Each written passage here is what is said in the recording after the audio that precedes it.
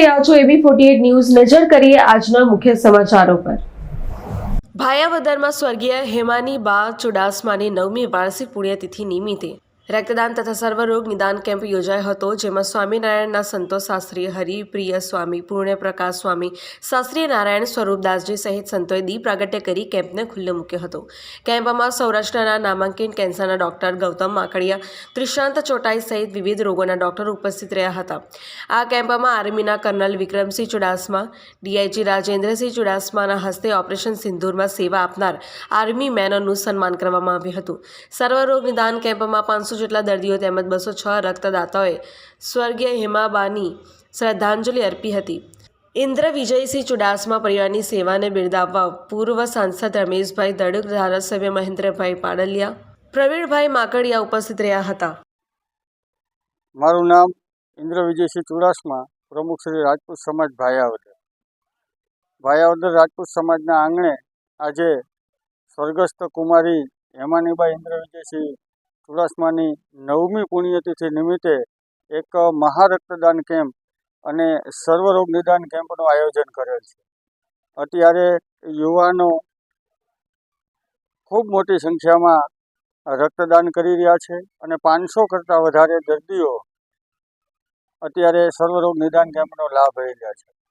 આ સેવાકીય યજ્ઞમાં આ વિસ્તારના ધારાસભ્યશ્રી, સંસદ સભ્યશ્રી, સૌરાષ્ટ્રમાંથી અલગ અલગ રાજકીય મહાનુભાવો, અમારા ઢાંક સ્ટેટ, સૌરાષ્ટ્રમાંથી રાજપૂત સમાજના સૌ આગેવાનો, પ્રમુખશ્રીઓ, સામાજિક દરેક લોકો આ સેવાકીય યજ્ઞને બિરદાવવા માટે આજે અહીંયા મોટી સંખ્યામાં બધા હાજર રહ્યા છે। અને ભાયાવદર અને ઉપલેટા આજુબાજુ વિસ્તારમાં પૂજ્ય લાલબાપુની પ્રેરણાથી આજે કાર્ય છેલ્લા 9 વર્ષથી થઈ રહ્યું છે અને દર્દી નારાયણને આ સેવા યજ્ઞનો ખૂબ સારો લાભ મળે। મારું નામ ડૉક્ટર ગૌતમ માકડિયા છે। શાશ્વત હોસ્પિટલ્સ રાજકોટના અન્વયે હું અહીંયા કેમ્પના માધ્યમે સમાજના જે દુઃખી અને ગરીબ અથવા તો મધ્યમ વર્ગીય લોકોનું કઈ રીતે હેલ્પ થઈ શકે, કઈ રીતે કલ્યાણ થઈ શકે, એના માટે આજે ભાયોદર કેમ્પમાં હાજરી આપું છું। મને ખૂબ આનંદ થયો કે આટલી બહોળી સંખ્યામાં દર્દી નારાયણ સાથે સાથે સામાજિક આગેવાનો, ઇન્દ્ર વિજયસિંહ ચુડાસમા સાહેબ અને એમની ટીમ ઘણું બધું પ્રયત્ન કરીને આ બધું સરસ રીતે ગોઠવી રહી છે, જેનો ચોક્કસપણે સમાજને લાભ મળશે।